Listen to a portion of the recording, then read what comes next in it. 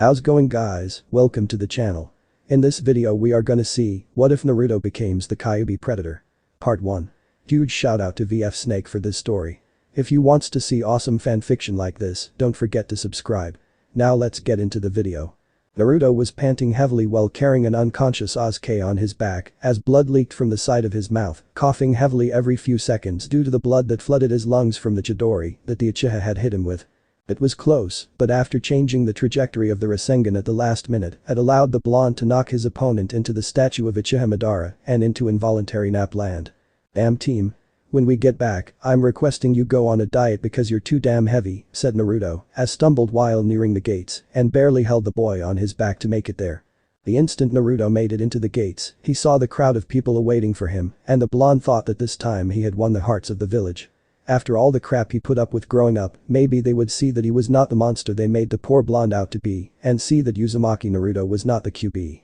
Sadly, Naruto was more wrong than they were. Look what the demon did to the Uchiha. Kill him. Kill the demon to avenge the Uchiha. Called out one civilian while more cried out for the same thing and began to move to attack the boy while saving the Uchiha at the same time. Or they would have, if not for the barrier of sand that swarmed to protect the blonde and Gaara now standing beside him looking very angry. Naruto-san, I will assist you in taking the Uchiha to the hospital and provide the needed protection from these idiots, said Gaara as he used his sand to take them to the hospital while the mob crying out for justice and followed the two demon vessels. The Noha hospital sometime later. Tsunade looked down at the bandaged broken body of the blonde that lay on the medical bed in front of her as she saw the injuries the Uchiha gave the boy and the Chidori to the chest that filled the Sannin turned Hokage with rage at their shared sensei. Who was she kidding? Hot Aki didn't teach Naruto crap aside from tree walking, and then there was the academy's teachers clearly disliking the boy enough to disrupt his learning. Something she would clearly change when this was over. At least the Gaki didn't die like Dan or Nawaki due to that damn necklace. Seems you are strong enough to break its curse, Naruto thought Tsunade as she left to take care of the traitor, but it made it clear that only Shizune and herself would look after Naruto. She didn't trust them any further than the necklace Naruto wore. If anything, she trusted the necklace more and the people in the village less if what Gaara told her was true. As she left Naruto to heal, Sakura was visiting the Uchiha at the exact same time to see the boy had a few cuts, bruises, and a few broken bones from slamming into that statue at high speed via Rasengan. Aside from that, Sasuke seemed fine and stable thanks to being heavily sedated, though the scowl on the Uchiha's face didn't seem to want to leave. Poor Sasuke. Look at all these injuries. This is all Naruto Baka's fault. Well, when I see him, I'm going to show him the meaning of pain and pound that Baka into paste, thought Sakura as she touched Sasuke's face affectionately and pulled her hand back when the door opened to reveal an angry Tsunade glaring daggers at her crush. So, here lies the almighty traitor Uchiha Sasuke and in all his proud spoiled glory. How pathetic, said Tsunade as she checked the boy over and ignored the pink-haired girl's glare. Hokage-sama. Please come quick. There is a mob at the hospital doors and they are all demanding the Uzumaki boy be killed, said a nurse who was one of the rare ones that didn't hate Naruto and saw the Sannin scowling even further. That does it. I have had it with these fools, said Tsunade as she walked past the nurse and to the front entrance of the hospital. Why couldn't they leave the poor boy alone? Secret council chamber sometime later. We have the fire daimyo's approval, said Homura as he saw Danzo nod his head and produce the orders signed by the fire daimyo himself with a seal to prove it. Yes. The lies we told him have secured our actions to go completely unopposed in this matter, and soon after we will have the ultimate secret weapon capable of making us the superior village in all the elemental countries, said Danzo as he told his allies in this to set up a much needed council meeting with the Hokage and the clan heads to make sure they got what they needed. Soon, the village would be his and then all of the elemental countries would follow. 3 days later. Why have you called a meeting for? You realize I have important patients waiting for me at the hospital and Uchiha to keep in check for his traitorous actions, and let's not forget the very boy you all hate responsible for bringing him back to the leaf instead of into Orochimaru's boy-loving arms, said Tsunade as she saw them scowl at her for that. And almost instantly it went away with a sense of calmness in them, like they still had the upper hand in something. Yes. Speaking of that boy being responsible for some things, it has come to our attention by the fire daimyo himself that Uzumaki Naruto be banished immediately from the leaf right after he is cleared to leave the hospital, said Danzo as he was going right for the pre-verbal jugular and getting the boy as soon as possible. What? On what grounds is this even being allowed? said Tsunade, as she was given the scroll and read the contents within it before unleashing killer intent at them for the clear lies that were written in this thing over the reasons the boy should be banished. Fighting Leaf civilians. Fighting Leaf Shinobi. Insubordination of Leaf Shinobi of Chunin rank or higher. Conspiring with enemies of the Leaf. Failure to kill enemies of the Leaf. Damaging property within the Leaf. Disrespecting the authority of the Hokage. Okay, that last one Tsunade could see was partially true, but only in terms of calling her old sensei old man and for herself being called granny. But that was it. As you can see, the fire daimyo is less than pleased with just how Naruto is being left uncontrolled in the village and has seen fit to remove the boy from the Leaf entirely. But the man is merciful, as if you notice that the man has also decreed that if the blonde has shown some form of control over his life during his banishment, he will be allowed back into Konoha and reinstated as a shinobi of the Leaf, said Danzo, as he smirked at the way he manipulated this. And knew that soon after the boy was properly conditioned, he would write a new report for the feudal lord, telling of his monitoring of the demon brat's progress in being more disciplined. Soon after, Naruto would be unleashed on Tsunade, and by that time the old warhawk knew that the slug princess would not have the strength to fight the blonde. These are lies. Naruto has been fighting civilians. More like they've been fighting him. Arguing with Leaf Shinobi. How about getting his so-called sensei to train him and get someone else less suited for it? I'm going to appeal his decision, said Tsunade, as she saw they were a little irked by this and hadn't expected her to put up a fight on the matter with the blonde. Still, appeals of the fire daimyo's decisions take weeks, months, and even years with so many events to block paperwork from being processed. It is your right to do so, Hokage-sama, but until then, the boy has to be banished, and if he is not out of the village shortly after he's recovered, will be considered an enemy of the Leaf before being executed, said Kaharu, as she saw Tsunade, looking ready to smash her head clean off her body, and resisted the urge to squeeze her hands together under the table. And what of Uchiha Sasuke? Don't tell me he is going to just get a slap on the wrist just because he's the last Uchiha within the village, said Tsunade, who saw the two councils about to speak on that subject when Hiashi rose from his seat and glared at everyone to hold their tongues. No, Hokage-sama. Since Uchiha Sasuke is part of a clan, this falls under clan matters, and all clan matters are handled by clans of the Leaf when one does harm to others. The Uchiha's traitorous actions threatens the clans within Konoha, and he will judge by us and pay for his crimes by our ruling, said Hiashi, as he saw the two councils protest this and silenced them with his Byakugan pulsing from his eyes. Really? Then what is your decision regarding him if I may ask? Said Tsunade, as she saw many of them smirk, and it was Inuyasukitsune rising this time. We the clan heads hereby remove Uchiha Sasuke of his clan rights, along with that of his clan, from having status in the Leaf, and demote him down to that of what he would most likely consider commoner status. In addition, the Uchiha estates are to be taken down to be paved way for new housing projects and help the village fill the hole that Uchiha Itachi made when killing all the former clan. Also, all funds within the Uchiha's bank accounts will be seized and divided up among the clan heads, with an equal portion going to all of us, said Tsume, as she felt the acts of the Uchiha were unforgivable, as her clan prided itself on loyalty, and such things need to be dealt with swiftly. This is not fair.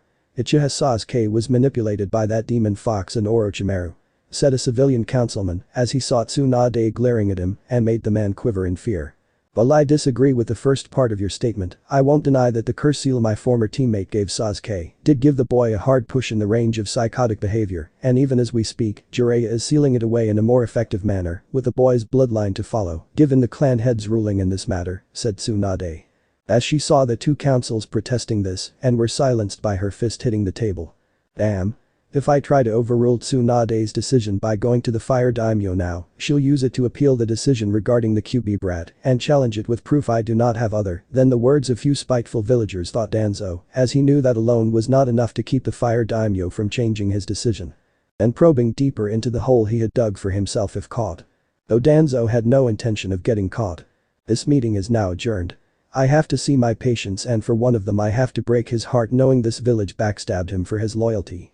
You just better pray this doesn't come back to bite you all in the ass, said Tsunade as she left to carry out her duties and one she was going to hate so very much. Hospital several days later. Hey Naruto. How does it feel to be the one to complete such a troublesome high-ranked mission? Said Shikamaru as he came to see his good friend and winced inwardly at his bandaged condition. Not bad, though the food tastes horrible. Why? Want to switch places? Said Naruto as he saw Shikamaru wave his hands up defensively and answer with a no to the question. As much as I would like to be on a bed looking at a ceiling so I can picture clouds, I will pass due to the beating you got and just leave it at that, said Shikamaru as he saw the blonde laugh and then saw Naruto wincing in pain a bit. How did Sakura take the news? Is she happy?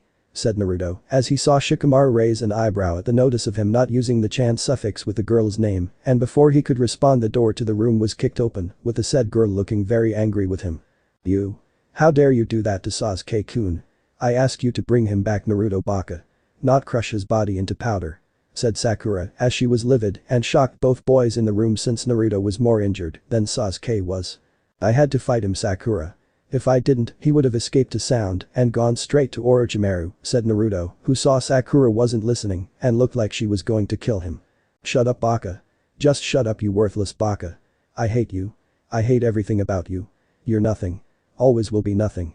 Do everybody a favor and just die. Said Sakura as she yelled the last part before beeping her hand back to slap him, but was stopped by Shikamaru using his shadow possession jutsu and stopped the limb from connecting. Are you crazy? Naruto is in worse shape than Sasuke because unlike your oh so precious Uchiha a few corners down, he held back and only used his skills to knock the traitor unconscious, said Shikamaru as he used his jutsu to pull Sakura back and now began to call for help. I don't care. Said Sakura as she tried to fight the shadow possession jutsu and Naruto trying to find a way to get away from her despite his injuries. Well, you should, said Gaara as he had heard the cries for help and after assisting the Hokage in scaring away the angry mob of Naruto haters, had come here to see the blonde. Only to find this happening. How fitting. A monster helping out another monster. I hope you two go to hell. Said Sakura as she was finally released from Shikamaru's jutsu and left while glaring at the blonde in the room before leaving its presence. This is why I keep telling people women are troublesome, but does anyone take me seriously or even believe me when I tell them that? No. Said Shikamaru as he sat down in a nearby chair and sighed heavily while looking at Naruto with a depressed face like someone had told him his parents died. You hate it when people call you that like I do. Why don't you strike back? Said Gaara as he saw Naruto look at him with sad blue eyes and it nearly made the newly appointed Kazekage want to flinch. And then what? I fight back, the people will think the seal is weakening and kill me if they don't have me locked up. Unlike you, Gaara, I don't have a shield and my seal was made to keep my demon's power under wraps, while yours was made to do the opposite, said Naruto as he didn't care that Shikamaru was in the room hearing this. And figured that the lazy Nara would figure it out sooner rather than later. Point taken. Get better and stronger, Naruto. I have a feeling that you will need to for the harsh upcoming trials ahead, said Gaara as he saw Naruto nod before leaving and left the curious Nara in the room with the blonde. I take it the demon he's referring to has 9 tails and looks like a fox. Said Shikamaru as he saw Naruto nod his head and sighed at this news. You've seen it when we were kids, Shikamaru. The glares, why the people want me dead, and even more so on my birthday. I've stared into the face of death so many times, I feel like the Shinigami is trying to get me and the fox in his belly like he is in some kind of a big hurry, said Naruto as he saw Shikamaru shiver and the blonde didn't blame him. Troublesome. Just when I thought things couldn't get more complicated. What's next? Said Shikamaru as he tuned to see the door opening again and this time saw Tsunade coming and looking very very sad. I'm sorry, Naruto, but I've got some bad news. The councils with the support of the fire daimyo has issued you be banished from the leaf until further notice, said Tsunade as she saw Naruto's eyes widen and Shikamaru shot up out of his chair faster than any Nara in history. What? Why? The retrieval team succeeded in the mission to bring back Sasuke. How can you even banish a shinobi for succeeding in a mission like this? Said Shikamaru as he looked at Naruto, who had a look mixed with sadness, pain, and more importantly if not clearly anger. So they want me gone, huh?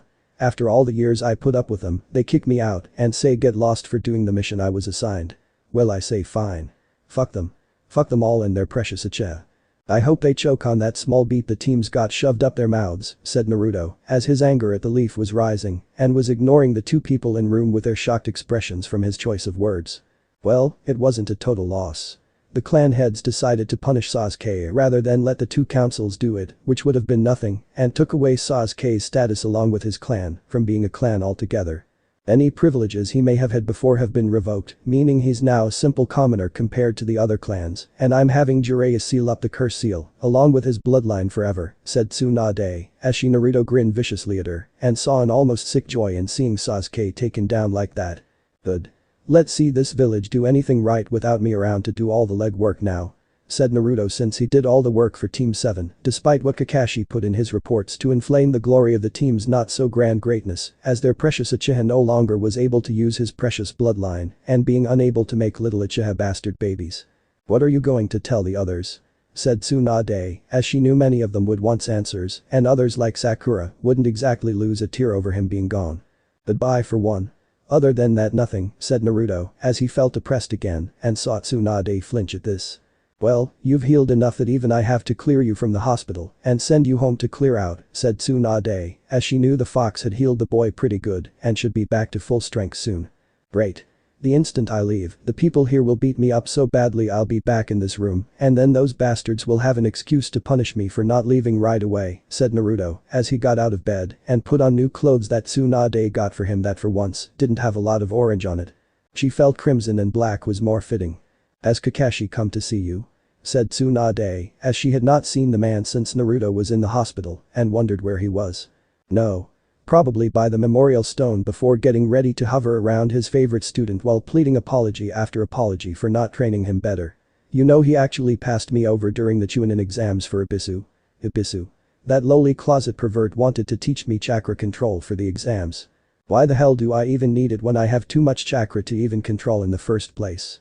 Even worse was the guy didn't even like me from the start, so all it did was make things worse," said Naruto, as he put on the black pants and the crimson shirt despite a few aching muscles still protesting. "Bastard," said Tsunade, as she was going to teach Kakashi a lesson and make him suffer for this. "Don't sweat it, granny. Besides, I've got friends outside of the village who will gladly take me in and help me with my training," said Naruto, as he smirked at her and saw the Hokage's eyes become softer at this. "You've got 2 days to leave, Naruto, but it's sad to say that one of them is today and you have already spent most of it here," said Tsunade, as she saw him nod and then smirk since he was going to have to give the village a going away gift before leaving. "So all I've got is a day and a half. Plenty of time," said Naruto, as he made his way to the window and opened it before getting ready to leave. "You're not leaving the front way," said Tsunade, as she saw him look back at her with a look that said "You're joking, right? On it. Those fools are just waiting for me to come out the front door so they can put me back in here. Why should I give them any kind of satisfaction?" said Naruto, as he leaped out the window and into the village below to prepare the leaf for what was to come shortly after his absence. Naruto may have only a day and a half, but people tend to forget he is well versed in a single jutsu that can even the odds in any fight. The Shadow Clone Jutsu. Naruto's apartment. When Naruto arrived cautiously at his so-called home, as he saw that it had amazingly been untouched by the villagers, and when he entered saw Itachi Kakashi now looking quite serious when the Jounin turned to face him. Naruto of course was on guard and got ready to substitute himself with one of his shadow clones already dispatched throughout the village, should his so-called sensei try anything. "Naruto, I need you to come with me to speak to the Hokage.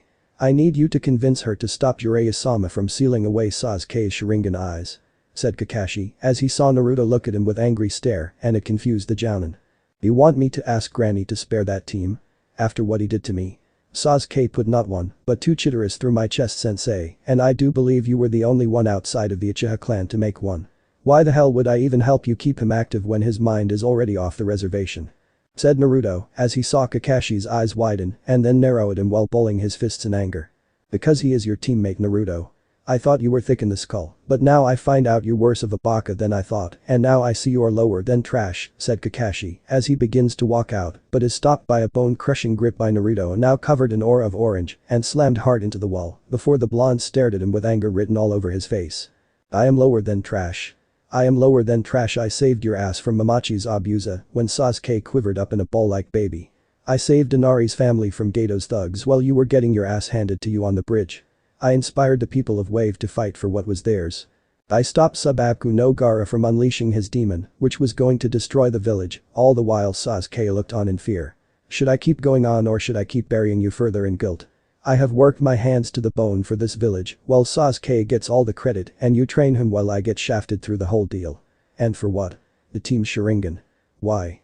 An old debt that needs to be repaid by your dear dead Uchiha of a friend who probably would have made a better sensei than you and wouldn't have played favorites. I'm not the one who is the trash here, Itachi. You are," said Naruto before kneeing the shocked man right in the gut and made the Jounin fall to his knees, coughing through his mask before removing it to puke on the floor. "Bravo, kid. "The one good thing you've done with my power aside from beating that damn Uchiha brat with it," said Kyubi, as he had awakened from its slumber just in time to see its vessel do this while drawing on the demonic chakra. "Yeah well, get used to it, Fox. I'm going to make the people of Konoha cry in their sleep and wailing like babies to have me back in the leaf to defend them," thought Naruto as he made some more clones to help gather his stuff and saw Kakashi looking up at him with his one wide eye. "What are you doing, Naruto?" said Kakashi as he saw the small group of Narutos begin packing things up and Original looking even angrier at him. "You don't know. Kami, you are so stupid, it's practically pathetic that you are so focused on the Uchiha, which has blinded you to the point that you are able to ignore me this much. Hell, the decision to have me banished from the leaf came first, and the Uchiha's punishment in having his bloodline sealed came second.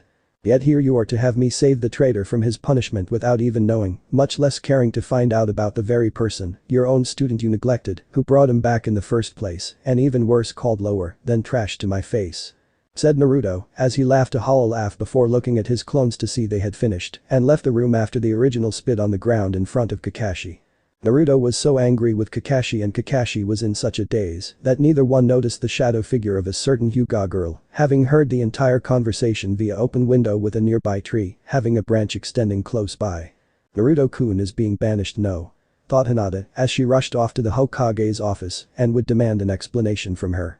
Hinata had been happy that Naruto came back alive with Uchiha Sasuke, and the simple fact he came back alive at all was enough to make her heart leap with joy 1,000 times over. However, the joy left when Hinata saw the angry mob forming to attack Naruto before Gaara intervened and took the two boys to the hospital to be treated for their injuries. She didn't know why they acted like that towards Naruto, even when she was a child. Hinata saw only goodness in the boy's heart and wanting to become strong to protect everyone around him.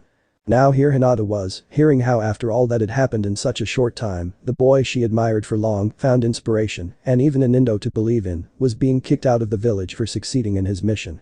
It didn't make sense in the girl's eyes, and the only one that could possibly even remotely help Hinata make sense of it was the Hokage herself. 2 days later. Naruto sighed heavily as he was now outside of the village, having said his goodbyes to those that matter. Lee had to be restrained from going ballistic as well as sedated with enough tranquilizer to put down an elephant and was now out on his own without any kind of protection against his enemies, within and without, wanting him dead. It was fine with Naruto as he could finally go out, find people to train him in different arts and get stronger so he could show those assholes what it means to kick out a hero of the leaf. "At least I've got you, Fox. You may be a demon, but if I die, then you die, and if you want to survive you better help me get stronger. You don't want the Shinigami to get the last laugh, do you?" thought Naruto as he leaped his way from tree to tree since he didn't trust the roads and felt more at home in the trees anyway. "Point taken, kid. Not to mention, I have a score of my own to settle, and you are going to help me make it happen," said Kyubi, but the last part was more to himself than to Naruto and was quite pleased with his vessel as of late. Such thoughts were ended when a volley of shuriken came to Naruto's left, which the blonde dodged by ducking behind a nearby tree and peeked out to see the direction the weapons were thrown. Narrowing his eyes, the young blonde saw the squad of Anbu with the kanji for root written on it, and the captain of this squad had his sword out. "Uzumaki Naruto, by the orders of Danzo, we are here to bring you to him for a secret position within his organization and turn you into a secret weapon for the good of the leaf," said the root captain as he waited for the blonde to make his decision and got ready to fight if Naruto decided to resist. "Really? Well, you can just tell that Baka Danzo he can kiss the fattest part of my ramen, loving Kyubi sealed within ass," said Naruto as he had been readying an explosive tag during the man's talking and threw it in the direction of the root captain before taking off deeper into the trees. The tag went off before hitting the root captain, which was Naruto's intention from the start as it would cause the group to scatter and by the time they could form some way of regrouping, it would allow him to get farther away from his pursuers. The plan didn't last very long though, as the root Anbu coming after him were catching up quickly and were now in the process of attacking him with various jutsus once they saw a chance to aim them at his back. "We need a plan, kid. Your body is still not 100% and to fight them would only make things worse," said Kyubi as he saw his vessel was still in need of another full day in terms of healing and to do that required not being attacked by anyone the whole time. "Don't I know it? Damn Team Chidori is still causing some pain in my chest," thought Naruto as he dodged a fireball jutsu and then a water cannon jutsu that shattered a tree near him. "Earth style. Ground shifting jutsu," said the root captain as he moved from the trees and had dived to the ground to use the jutsu that uprooted the trees around Naruto. The blonde was thrown off his tree just moments after his feet had touched a branch, with the end result sending Naruto skidding until he landed near a cliff with the bottom looking bottomless and dark. Naruto saw it, as he saw the root shinobi all surrounding him now in a half-circle formation, with his choice of death being at the hands of them, or the fall from the cliff below. Fox. Quick question. If I fall from this cliff, is there a chance I'll survive and avoid being caught by these guys? Thought Naruto, as he saw Kyubi look at him with narrow eyes and looking quite unhappy right now. What kind of question is that?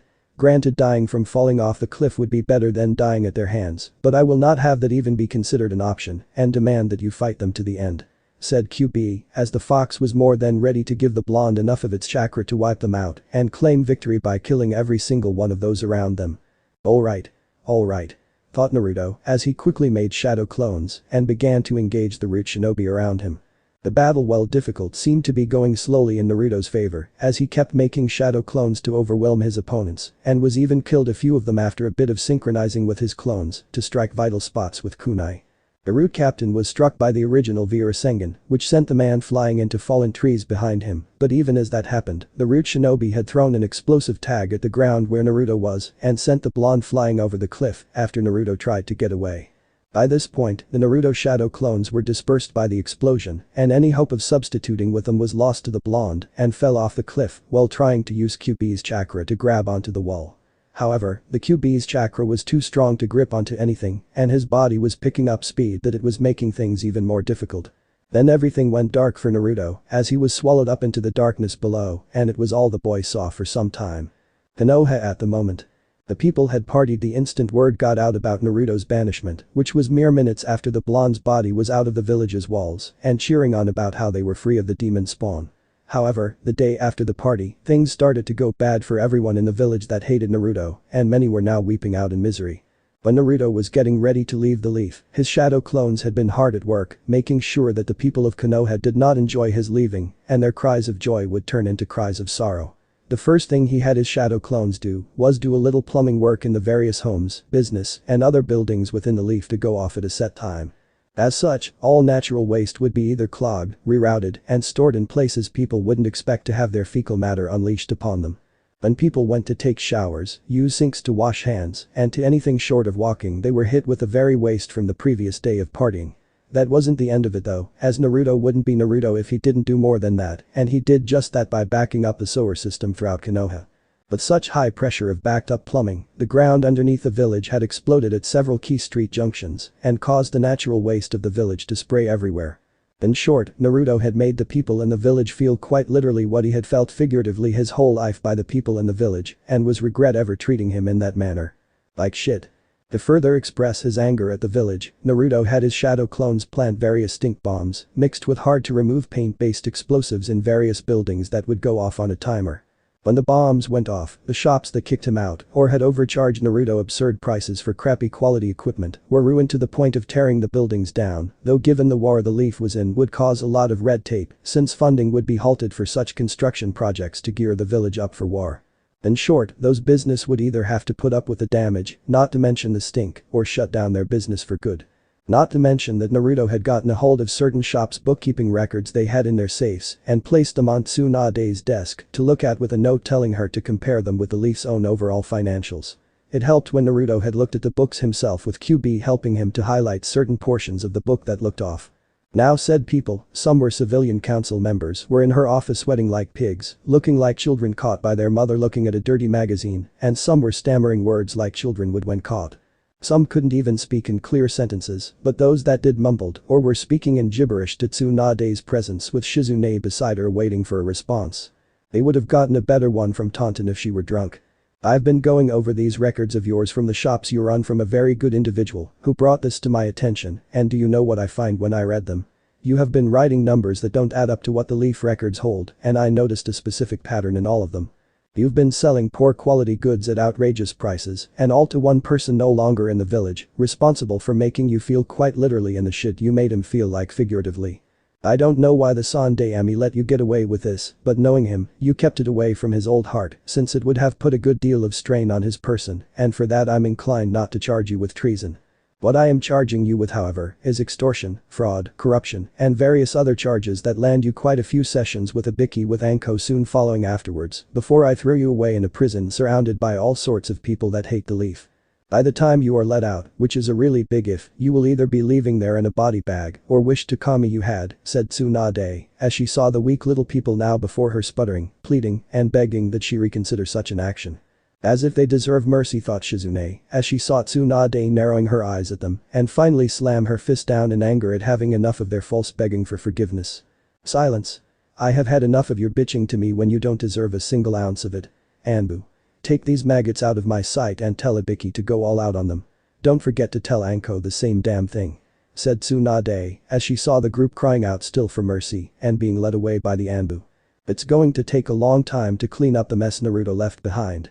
People even now are cursing him, wishing him to die, and even worse is that when people tried to destroy his home, they set off some kind of tripwire that caused the apartment complex to blow up with debris scattering everywhere on everyone near it. A large group of people are in the hospital from the building debris mixed with shards of glass, and some have broken bones from having larger portions of rubble fall on them, said Shizune, as she saw her teacher now Hokage narrow her eyes dangerously in deep thought and then get up from her chair to walk towards the window to look at the populace below now suffering. Doesn't matter, Shizune. They can have all the doctors Naruto had at the hospital, who were always delayed, and give them piss-poor medication.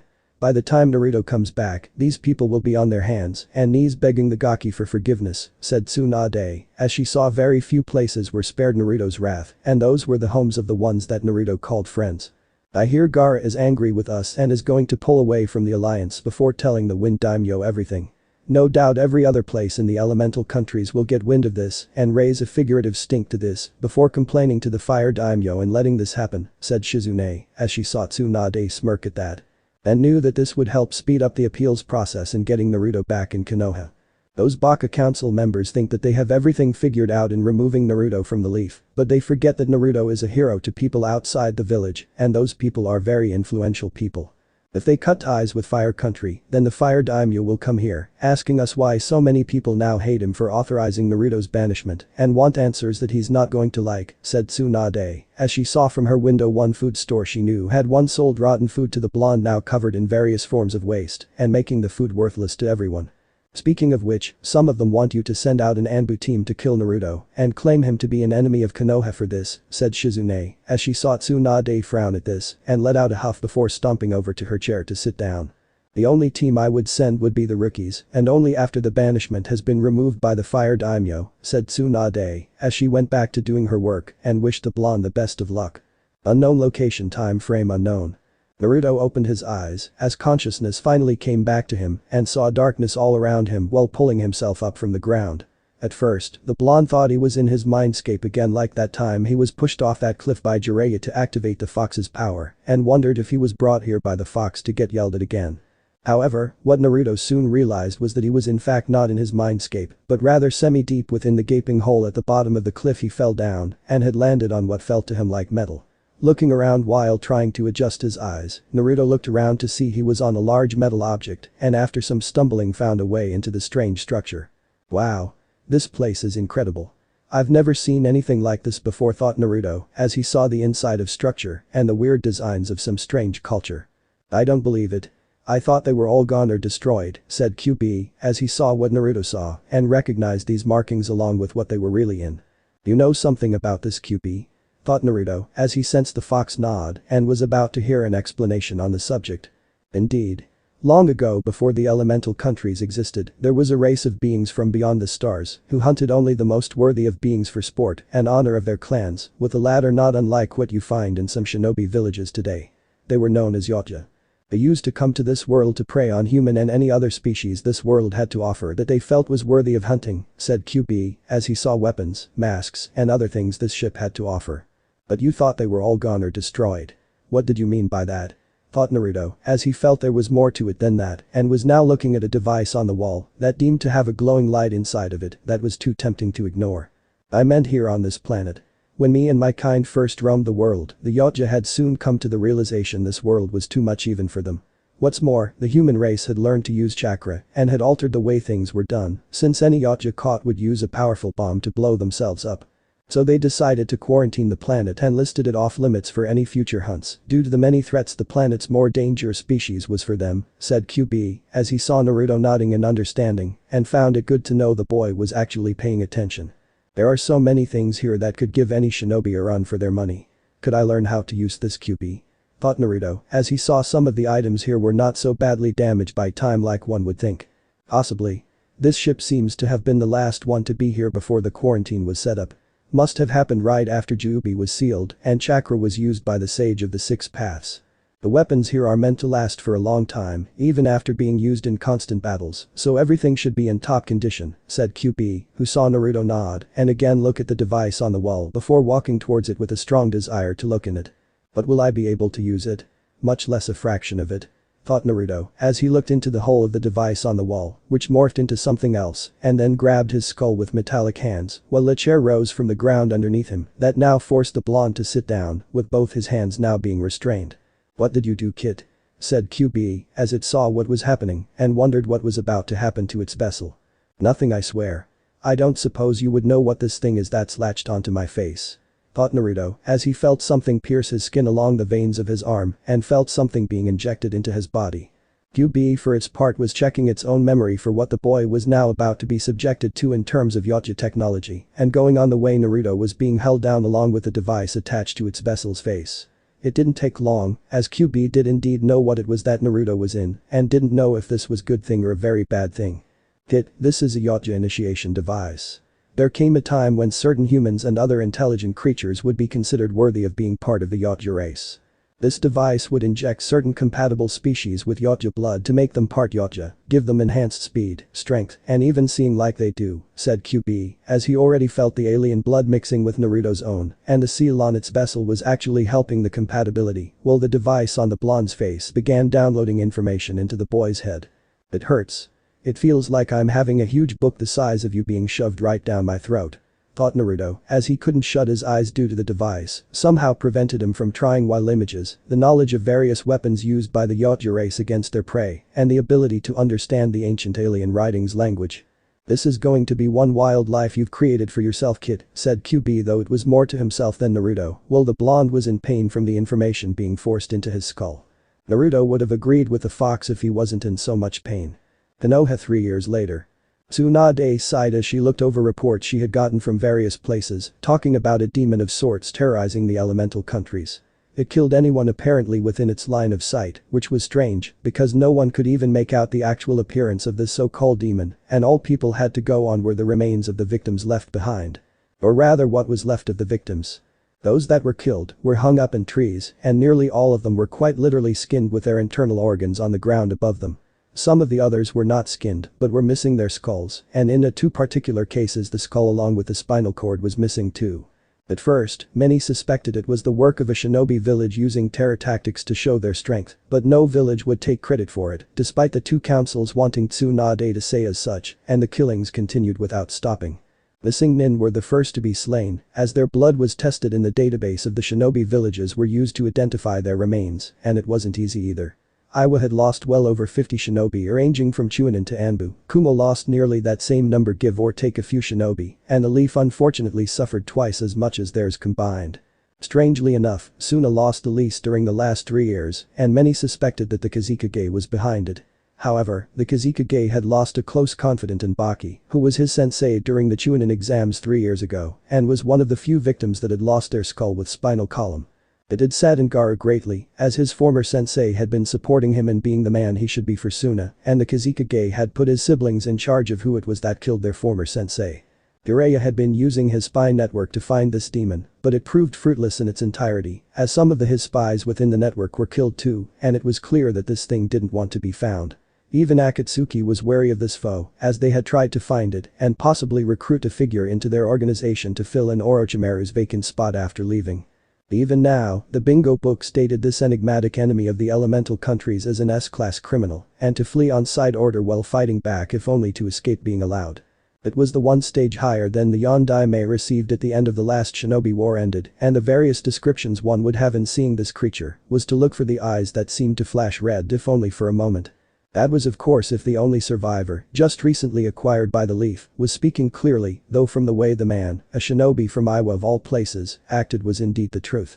The man had come to their doorstep looking like he had gone through a meat grinder, as he was bleeding heavily, was missing an arm, and screaming out for someone to save him. When the guards at the gate took the now former Iwa Shinobi directly to the hospital, the man known in several circles as Iwa's Boulder Destroyer was seen by Tsunade for immediate medical treatment and soon after being stabilized told the woman everything about what it was that did this to his body. Flashback 3 days ago. Please don't send me out there again. Please for Kami's sake don't send me back there.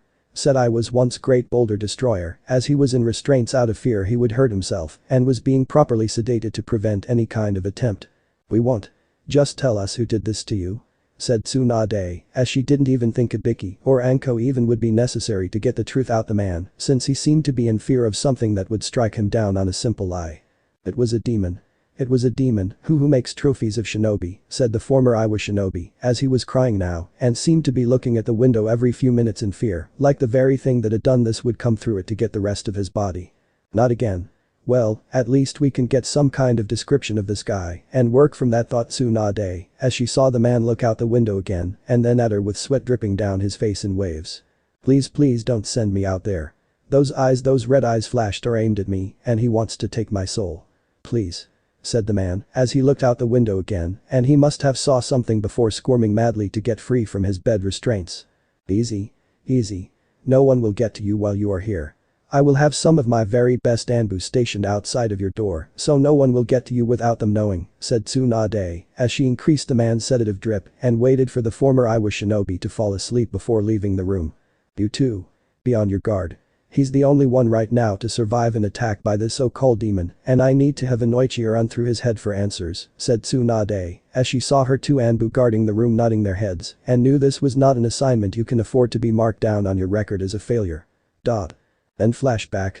Hopefully, we can nail this bastard to the wall and I can possibly use it to influence the fire daimyo to bring Naruto back to the leaf, said Tsunade to herself as she wished the blonde Gaki was here now and calling her granny. After word got out of Naruto's banishment, every person in every country the blonde had ever met was sending letters upon letters to her and the fire daimyo demanding a full explanation on why their hero was banished. The Hokage of course put the blame on the two councils and to a lesser extent the fire daimyo, though mentioned that the feudal lord did agree to it without either party letting her know until it had been signed. This caused a fire daimyo to get an increase in his mailbox with angry letters, speaking of cutting off trade relations and even war if they weren't given a solid legitimate reason for the blonde's banishment. So the fire daimyo did and sent the list the councils gave him about the reasons the boy was banished and hope it would satisfy all angry parties. Unfortunately, all it did was do the opposite and got him more mail indicating such allegations were wrong. So, an inquiry was made by the fire daimyo into these allegations to find out the real reason Naruto was banished, which the two councils tried to cover up and ordering the reason could not be spoke under a law made by the Sandaime that they clearly violated in secret under penalty of death.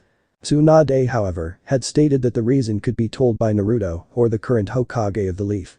Again, the two councils tried to stop her, but the fire daimyo wanted to hear an explanation now or the risk of war with another country was a very high possibility.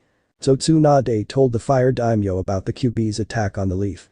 Told him about Naruto being the fox's vessel thanks to the Yondaime with the man's dying wish to see the boy as a hero being denied. In short, Tsunade told him everything and the look on the man's face was not that of a happy man. When the fire daimyo asked why this wish was never honored, none of the councils, the clan heads, and even the Hokage herself could answer him directly in the eyes. Tsunade could clearly see the man was less than an inch away from summoning all his samurai to Konoha to begin the liquidation of the village and remove it from the map. It took all of Tsunade's patience and negotiation skills her late sensei had drilled into her skull as a child to persuade the fire daimyo to not destroy the village to appease those that were Naruto's allies outside for Fire Country. However, Fire Daimyo had decided to not remove the banishment on Naruto, but only because he felt that it would give the boy a chance to grow without the Leaf Village suffocating him and improve his skills and would remove it at a later time with a full pardon on all the past crimes the councils claimed he had done. As for the people of Konoha, the Fire Daimyo ordered that every single one who had hurt Naruto was to be punished in front of everyone and they were whipped ruthlessly for their actions. None were spared despite the pleas the people had given out during the whippings, which went on for well over a week and had their family assets taken away to give to Naruto upon his return if he wanted to return to the Leaf. Their children, like their parents, were poor, feeding out of garbage cans and doing just about anything they could to survive. As for the Uchiha, the councils had tried to get the Fire Daimyo to have Jiraiya unseal the boy's bloodline, but the man would not hear of it and ordered Sasuke be locked away in a cell within the village until a set time by the feudal lords himself.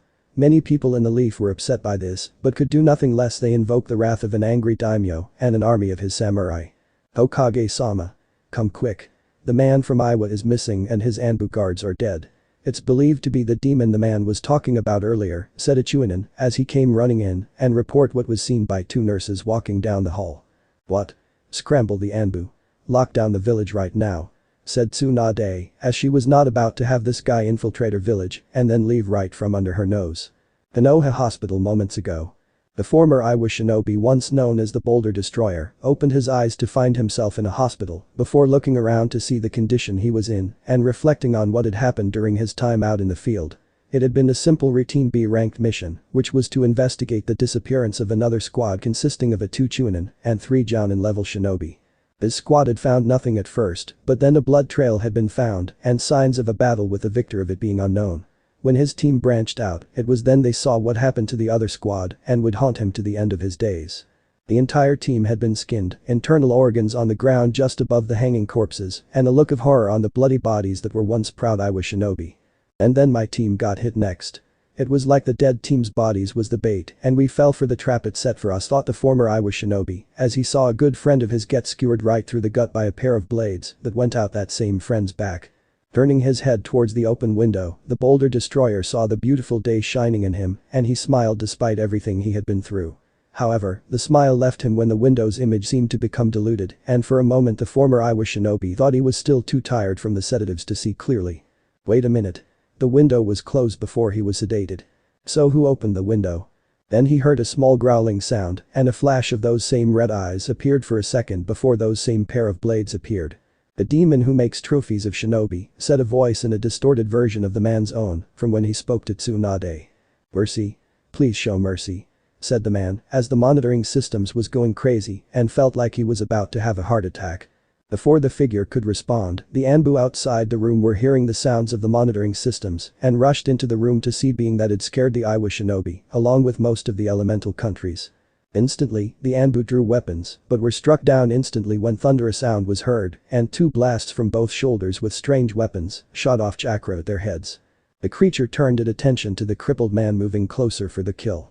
By the time the nurses arrived to see the dead Anbu, the body of the Boulder Destroyer was gone and only a small blood trail leading to the window indicated the means of the demon's escape. Just outside the Leaf present time. Do you see anything, Niji? Said Hinata into her radio piece as she was looking around with her Byakugan and saw nothing. Not in this area, Hinata-sama. Do be careful. If this thing is what Hokage-sama believes it to be, you put yourself in danger and I could not forgive myself if you died, said Niji as he had been doing everything he could to be the loving cousin Hinata wanted him to be and helped her during the last 3 years to get stronger. Still, Niji could see at times that Hinata was sad at times and missed Naruto, that there occasions where the Hyuga branch member thought he heard crying from her room at night. The boy still remembered Hinata coming to see him in the hospital while he was recovering from the retrieval mission as her face was flowing with tears and kept on saying it's not fair. They kicked him out. They kicked him out of the Leaf. Repeatedly until Niji had to ask Hinata what she was talking about. So Hinata told Niji about seeing Tsunade for answers after overhearing Naruto telling Kakashi about his banishment from the Leaf and how the female fire shadow couldn't stop it from happening.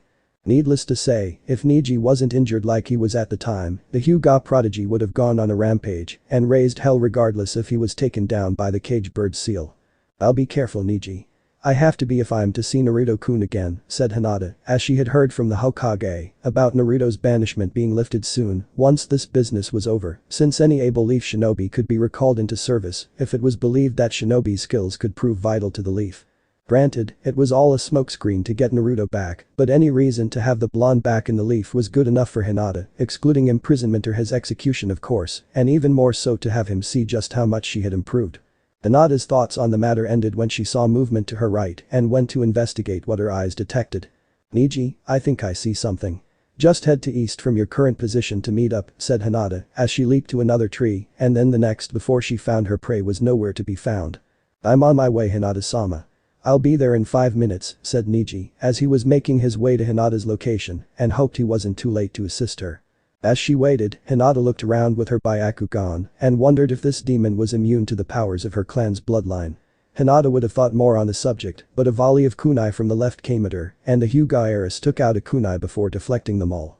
So the stories of your clan's bloodline are true. You saw my attack with your eyes and were able to deflect them with your kunai.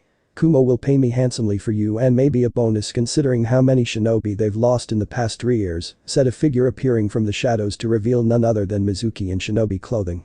You're a traitor to the leaf and locked away by Naruto-kun. How did you escape? Said Hinata as she got into her gentle fist stance and saw the wicked grin on the man's face. You can thank my old master Orochimaru for that. Due to the invasion on the leaf years ago, he thinned out Konoha's forces and then this demon running around has made the ranks thinner than ever before. The guards tend to miss things and as a result allowed me to break out while letting some inmates around me get free too in order to cover my plan of escaping, said Mizuki as he saw the girl narrow her eyes at him and saw him take out a sword he had acquired from his old home. I won't let you win, said Hinata as she steadied herself and saw the man snarl at her with contempt in his eyes. We'll see if you can stop me. I hardly doubt it from what I remember of yours days at the academy with the Kyuubi brat. Did the Hokage tell you?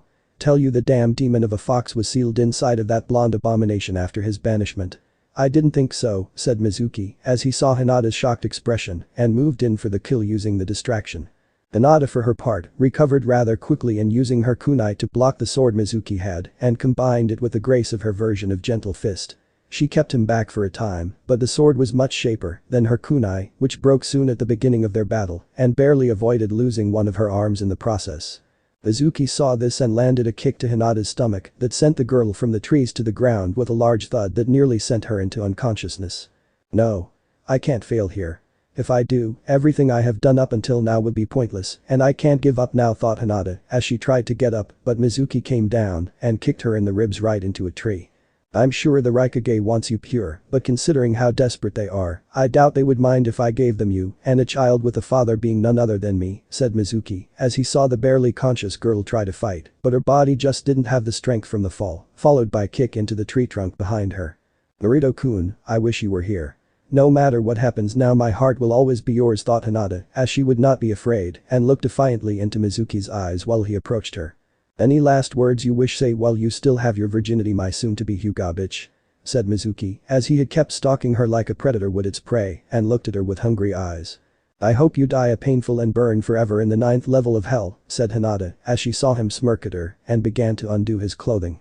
Sorry bitch, but the only one here who's going to be in pain is Yoa, said Mizuki as he was struck from behind and had a bladed staff of some kind coming out of his stomach. Die. Said a deep voice from behind Mizuki as an invisible hand grabbed the man by the neck, lifted him up over its head and ripped a traitorous leaf shinobi in half that sprayed blood everywhere. For her part, Hinata was terrified of the sight of seeing someone die in such a way, even if it was Mizuki, and for the most part was glad he was dead. Or rather dying since the man was only ripped in half at the waist and still had his upper part still intact for the moment.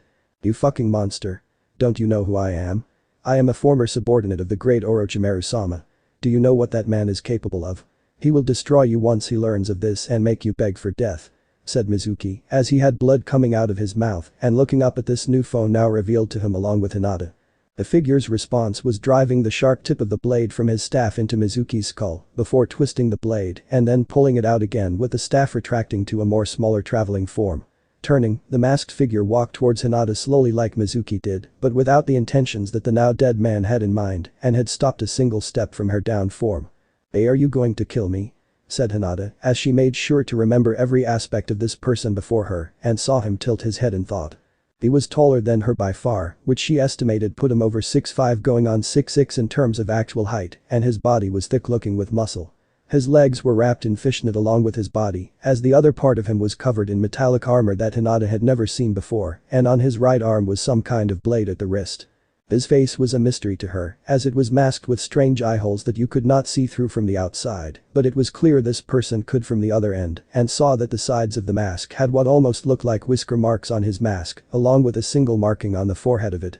Before the figure could answer, she saw movement behind him, and Niji was about to strike using his version of gentle fist when the intended target that was the supposed demon leaped backward behind the Hyuga prodigy at the last minute.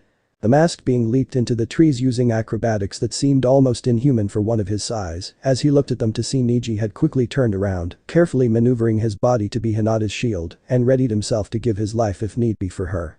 You've grown. Both of you, said the figure before disappearing right in front of the two Hyuga, using the cloaking device on its wrist, and took off having retrieved what he wanted plus an expected bonus. "Hinata-sama, are you alright?" said Niji, as he turned to face her after making sure the area was secured and sensed other members of the outside team coming their way. "Yes, Niji. I am, and believe it or not he saved me from him," said Hinata as she pointed to the corpse of Mizuki and then to Niji's shocked face. "Did anything else happen before then?" said Niji as he saw Hinata was going to need medical assistance soon and gently help her up. "No. Mizuki attacked me. We fought and lost. He was about to do something very bad, but then the other one came and killed Mizuki in a vicious manner," said Hinata, as that was mostly true, with the exception of Mizuki tell her about Kyubi being sealed within Naruto, but her cousin didn't need to know that, and it wasn't her right to tell him nor anyone else for that matter. Niji nodded his head in understanding as they began walking back to the village with the other members of the team regrouping with them along the way, and all the while they were thinking the same thing.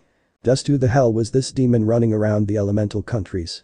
Tsunade was thankful to see Hinata was back in Konoha safely, as she had heard about how the infamous demon who makes trophies out of shinobi had been in the young girl's presence for well over a minute and felt it was strange to hear how he, from what Hinata described of the Enigma's figure, saved Hinata from Mizuki.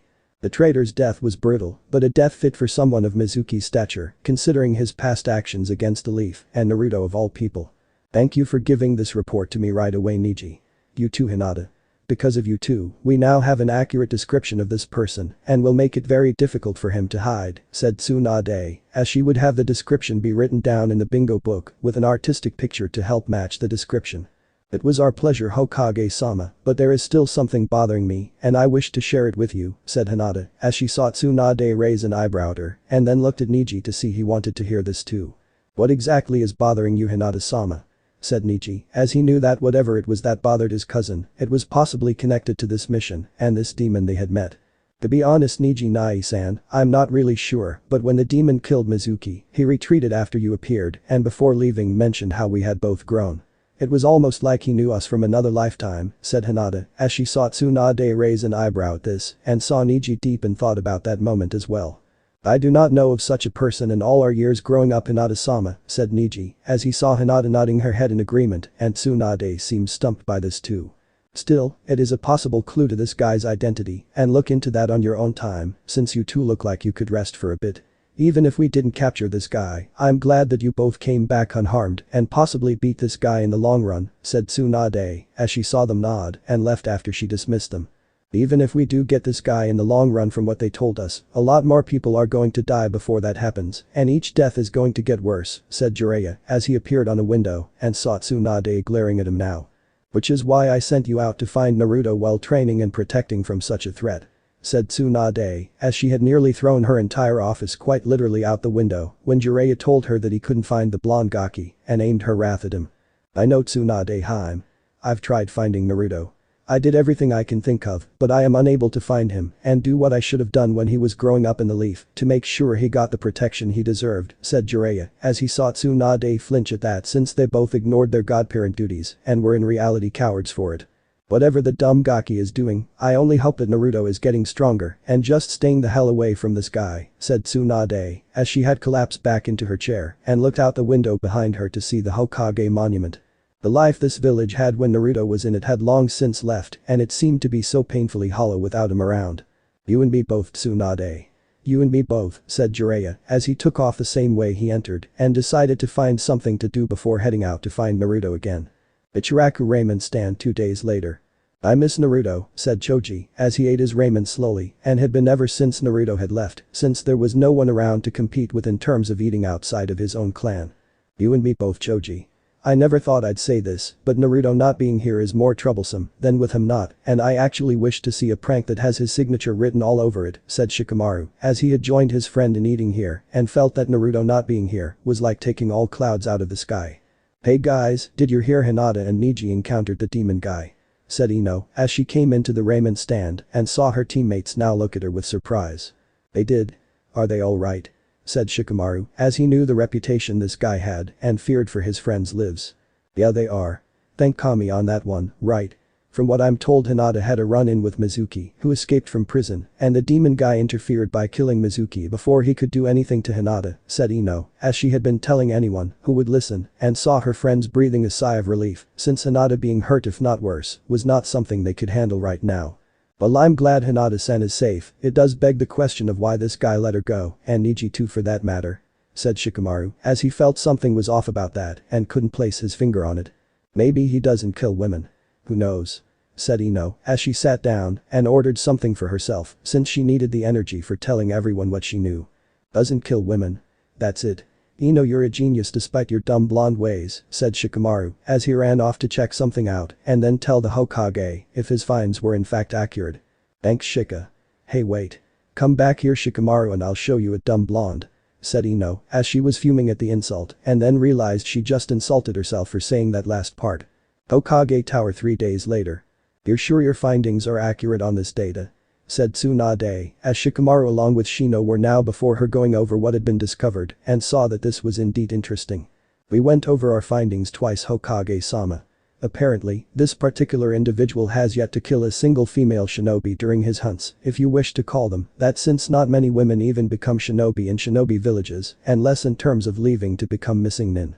If we send female shinobi after this demon guy, I think there is a good chance we can capture if not that then at least kill him, said Shino, as he saw Tsunade consider this option and looking the data over that had been collected. I would hate to send any kind of shinobi team after this demon, much less a team of only female shinobi, but you may have a point in this regard and I'll select some people for this mission, said Tsunade, as she knew the shinobi council would be quite upset and so would the female variety too, since they were scared of this guy for what he does to his victims. Thank you Hokage-sama. On a much more different subject, has there been any word from Uzumaki Naruto and if he is returning anytime soon? Said Shino, as his teammate really missed the blonde and in a way so did the Aburami. I'm sorry Shino, but I can't bring Naruto back to the Leaf just yet and the Fire Daimyo has been swamped with his own duties as of late to even process the request to rescind the banishment order, said Tsunade, as she couldn't tell them that Naruto was not only banished but had been unreachable for the last 3 years and had no way to contact him. I understand Hokage-sama. Excuse me while I inform my teammates, said Shino, as he left to go inform Hinata of this information and left just Shikamaru in the room with the woman. You have more to say that you couldn't in front of Shino? Said Tsunade, as she saw the Nara scratch his head and looking nervous about asking something. The habit Shikamaru picked up from his father before saying something that soon got him whacked in the back of the head with a frying pan by the woman who ruled both of them until the younger Nara got himself a wife to whip him. Yeah. I know it sounds strange, but there seems to be a pattern in regards to this guy's appearance that you haven't seen or quite possibly ignoring for a certain reason, said Shikamaru, as he saw Tsunade now narrowing her eyes at him. And the lazy Nara knew he was one word away from getting punched straight to his house before his mother sent him back after hearing he upset the female Hokage. And what kind of pattern is that Shikamaru? I would advise you to choose your words very carefully, said Tsunade, as she saw Shikamaru sweating heavily now and knew she was not going to like what he had to say. Troublesome.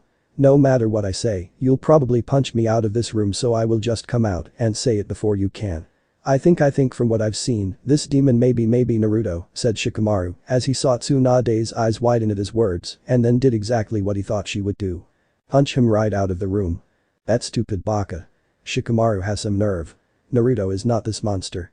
Naruto would not have the heart to do what has been done to Konoha shinobi and that of other shinobi from other villages, thought Tsunade angrily as she sat down and tried to calm herself at the rage that those words had filled her being. Still, even with the sudden rage passing, the words had brought about an important point that Tsunade had in fact ignored possibly on a subconscious level, and the fact that she also didn't want to even accept to be true regardless if she saw it or not. The memory of Naruto before his banishment still lived on in her mind and Tsunade could not picture that boy filled with so much life be transformed into this thing that brutally destroys all that is in its path. A thing that skins people, taking their skulls and in some cases the spinal columns too.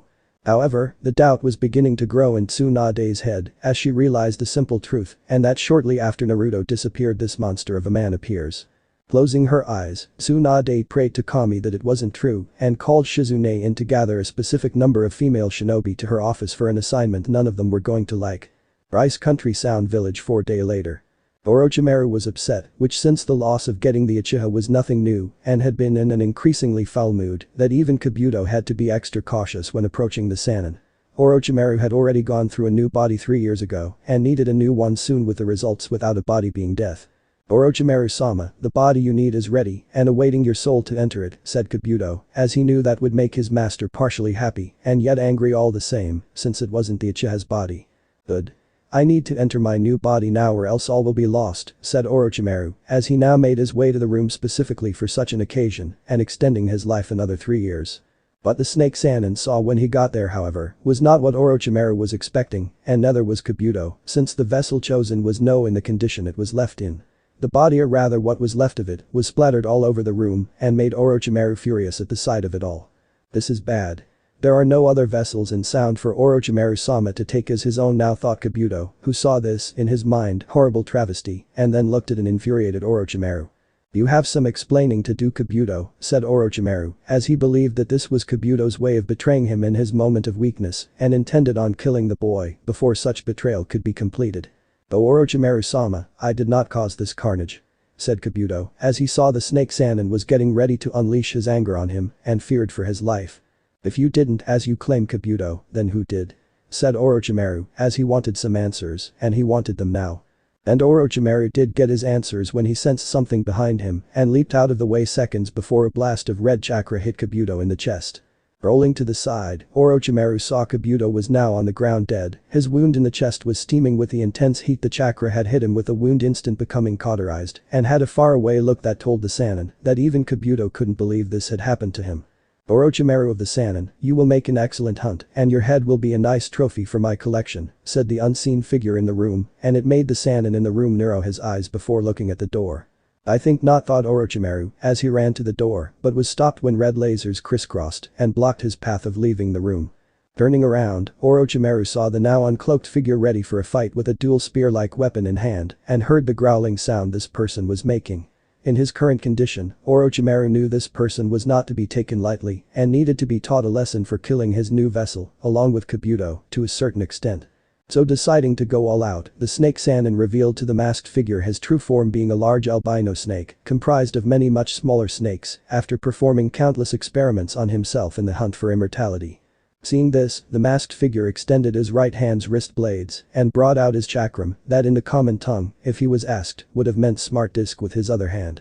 Orochimaru let out an inhuman cry as bloodlust filled his being, and he could tell this masked enemy was feeling it too.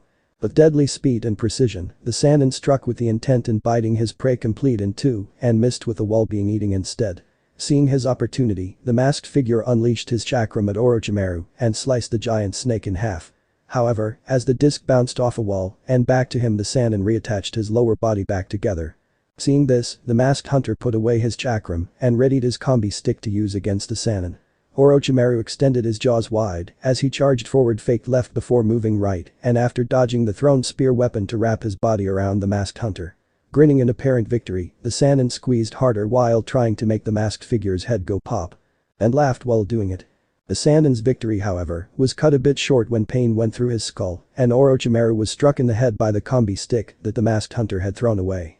It turns out that the combi stick was a henge, as well as his enemy being a shadow clone, and the real masked hunter had used the real combi stick to pierce the Sannin's skull. Orochimaru howled out in pain as he struggled to somehow try to get the weapon out of his skull, while the masked figure brought out his shuriken and threw it at the Sannin repeatedly, with the injuries leaving cuts before the combi stick got free. Swinging his tail at the masked figure, Orochimaru was pleased to see he had hit his target and once more wrapped his form around his prey. Acting quickly, the masked hunter took out a canister of blue solvent in his left hand and used his wrist blade to counter the Kusanagi sword that came out of Orochimaru's mouth. "Chew on this," said the masked hunter as he threw the canister of blue solvent into the Sannin's mouth and heard the glass breaking with the solvent now being swallowed down the monster snake's throat. Orochimaru cried out in pain as the solvent began destroying his body and left only a simple blood stain on the ground when it ran its course through his system. Still, it was against the masked hunter's beliefs to leave without some kind of trophy for such a hard-fought hunt and set out to go through Orochimaru's lair to find an item that could become a trophy. Not before aiming his plasma canister at Kabuto's head and blew it off to make sure the man was really dead. Konoha Hokage Tower 2 weeks later. "Do you understand the mission I am giving you? If you want to back out of this mission, now is the time, and I won't blame you for doing so," said Tsunade, as she saw the group of women before her trained in the shinobi arts, and each one different than the last. Before her was Mitarashi Anko, Yuzuki Yugao, Yuhi Kurenai, Inyazuka Hana, and Hyuga Hinata, all being brought together for the single purpose of hunting down a common foe. Granted, Hinata was not one of the shinobi Tsunade wanted to use, but the Hyuga girl was the only one who could possibly stall the demon shinobi long enough for him to be taken down and unmasked before being interrogated for information. We understand the mission, Hokage-sama. We find, capture, and/or kill this guy before we find out who he is, said Anko, as she was interested in this guy and wondered if he didn't kill women because he was being chivalrous or because he thought women were weak. Correct. However, I don't need to remind you to be on your guard, since everyone this monster had faced have all met gruesome deaths, and one false move could be your end, said Tsunade, as she saw them nod, and all of them were prepared to go forward with this mission. When the group of young women left the Hokage's office, Shino was waiting for Hinata, and so was Kiba, since he didn't like two people he cared about going on a suicide mission that will get them skinned alive if not worse. Kiba-kun. Shino-kun. What are you doing here? Said Hinata, as she greeted her teammates and saw they were worried about her. We came to hope you would reconsider this mission. Many within the village would fall into depression were anything to happen to you, and if you were to die, then Naruto will never know that you, said Shino, as he stayed silent when Hinata blushed a little at that part, but at the same time stayed strong and not backing out of this mission, and had a look of determination on her face. I appreciated this from the both of you, but I must do this mission, and strangely enough I feel like I have to do it to find Naruto-kun. As if there is a part of myself deep in my very soul telling me that by going on this mission, I will see him again and tell him how I feel, said Hinata, as she wanted to talk to the blonde for so long, and confessed to him the feelings deep inside her heart that ached to be let out. While such a thing is highly improbable given that Naruto-san's unknown location at the present moment, there have been stranger things happening lately, and I do wish for such an event to happen.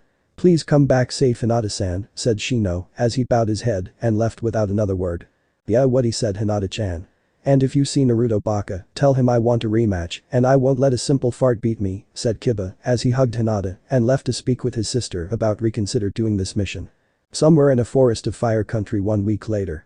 The Demon of Shinobi, as he was so called in the shinobi world, leaped from tree to tree in an acrobatic fashion and stopped on a tree when he heard a sound not far from him. Looking down below, the hunter looked down to see the forms of two individuals walking side by side and talking friendly banter.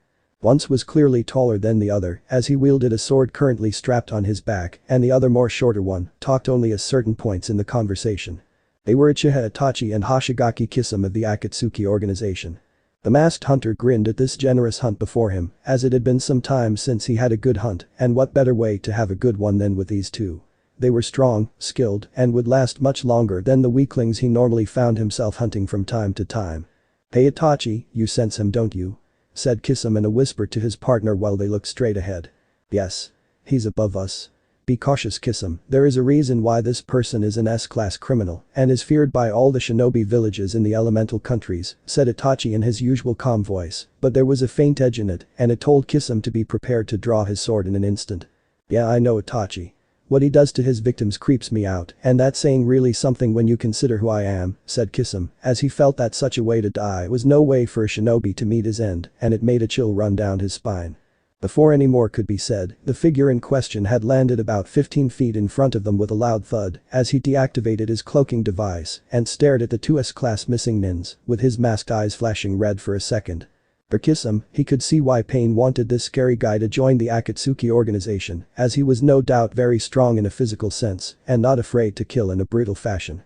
As for Itachi, he was cautious of this figure because the mask would prevent him from using the standard powers of his Sharingan, and there was no record of the man's skills, making this enigma just that. An enigma. Greetings, Demon of Shinobi. We are members of the Akatsuki organization and wish to offer you membership on behalf of our leader. He recognizes your talents and wishes for you to put them to better use with our group. Do you accept? Said Itachi as he saw the figure beep his head to the right then to the left and heard a strange growling noise from the masked hunter. No, said the masked hunter as he became invisible again and brought out his wrist blades once he was out of their line of sight. Well, at least we can tell Pain-sama we tried, said Kisame as he brought out his sword while Itachi didn't move and let the enemy make the first move. The faint whirling sound got the young Uchiha's attention as he turned around to see a pair of multi-bladed discs spinning towards him and leaped away along with Kisame so the weapons would fly by. However, those were just a distraction as a sound near Kisame got the man's attention, and years of keeping his senses sharp from countless battles now saved him from losing his head after dodging a spear-like weapon thrown at his shark-like head. Itachi intervened with a fire jutsu, but the intended target had moved on already and was on the move for a better position in claiming his prey. Kisum readied his sword for another attack as he looked around for his now invisible prey and focused on using his other senses to find this guy. Hearing a thump sound behind him, Kisum quickly swung hard on his right side with his sword hitting tree bark as he missed whatever it was that had been standing there, and it was then he realized his mistake after it was too late. Kisum had been baited with his prey leaping from the spot now in front of him over the Akatsuki member's head and landed behind the man before finishing the swing. Now the figure was facing Kisum's exposed back, wrist blades extended to their maximum limit and stabbed the man from behind. Only for Kisum to turn into water. "Gotcha," said Kisum as he struck from above and sliced the man in half. Before going poof, which indicated the figure Kisum had slain was a shadow clone, and that shocked both members of Akatsuki. Before Kisum could react to this shocking information, the figure struck by launching a bolt of crimson chakra from his spot above the shark man that hit him directly in the chest and right through the heart with the body not turning into water. This meant that the Akatsuki member was indeed the real deal and was now dead with his killer turning towards the second half of this pairing.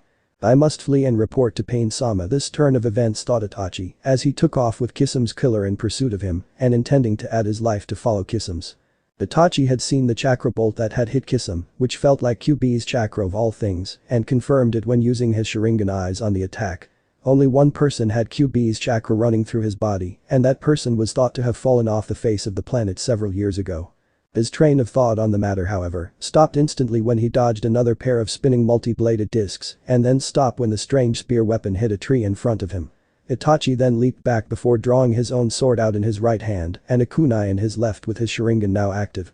"Gotcha," said a warped version of Kisum's voice that made Itachi look up before his eyes widened and rolled to his right to avoid the large body mass that was his enemy. "Amaterasu," said Itachi as he used one of his Sharingan's high-level powers that would finish his foe for good and consume the hunter in the dark fire. Letting out a sigh of relief, Itachi winced at the blood leaking from his eyes as they now returned to their normal dark orbs and struggled to stay on his feet. "Hey Itachi," said a slightly lesser warped voice that resembled Kisum that made the Uchiha clan killer turn around and was greet a pair of wrist blades entering his stomach before lifting him up while he cried out in pain. "This cannot be happening," thought Itachi as he felt the blades leave his body and then instant death when the masked hunter brought out a sword to slice his head clean off. "2 hunts. 2 pairs worth of trophies," said the masked hunter as he walked with his prize and Itachi's ringed hand back to Kisum's corpse to collect on both body parts too. Something to signify just who had been killed at his hands like he did with Orochimaru's original ring-covered hand. Elsewhere 4 days later. "Were you able to track him from the spot Hinata met him?" said Anko as she saw Hana using her Inyazuka senses to track the scent of the masked hunter and had followed him so far to this spot. "Yeah. It's strange, but his scent is all over the place and yet it's fresh." "No more than a few minutes if not more," said Hana as they had been tracking this guy for some time and finally caught his scent after a supposed sighting. "Keep your guard up. If he is around here somewhere, then that means he knows that we are here and hunting him," said Yugao as she readied herself for battle and Hinata was once more trying to locate him with her Byakugan. "I won't die on this or any other mission. Not until I tell Naruto-kun how I feel," thought Hinata as she looked around for anything that would give away this foe's position and help her team further. Cautiously, the group of female shinobi moved forward and trying to follow whatever traces of the masked hunter. They knew he was near and they knew that he was watching them with the wrong move possibly being their last. "Brave of them. But foolish," said the dark voice as masked hunter's eyes flashed red in his cloaked form and watched them from the trees above until the moment was right to strike. "He's near. I sense bloodlust all around us," said Anko as she felt everyone stiffen and get ready for a fight while forming a defensive circle formation. Now was the moment for the masked hunter to strike. Leaping from his position in the tree, he acrobatically landed in the middle of the circle formation and attacked using taijutsu that seemed inhuman to perform given the size of the man. Anko tried using her hidden shadow snake jutsu on the man, but he tore them to pieces with his sword and hit the woman with a spin kick to the face that sent her flying into a nearby tree. Hana leaped on top of his back, tried to bite into the side of his neck while using her claws to dig into his skin, but was thrown off with one hand by his incredible strength and was unaffected by Kurenai's own attempts at casting a gain jutsu on him. Which was why the shocked young woman was kneed in the breadbasket before being elbowed in the back to further increase her body's impact with the ground. Izuki Yugao had the best of luck given her skills with a sword as she attacked his with Hei's old sword and began clashing with the masked hunter's own sword.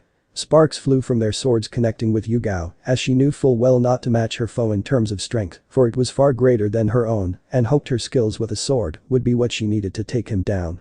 She was wrong when the masked hunter fainted left, Sweet kicked the Anbu woman off her feet and took the sword right out of Yugao's hands to examine it much to her horror.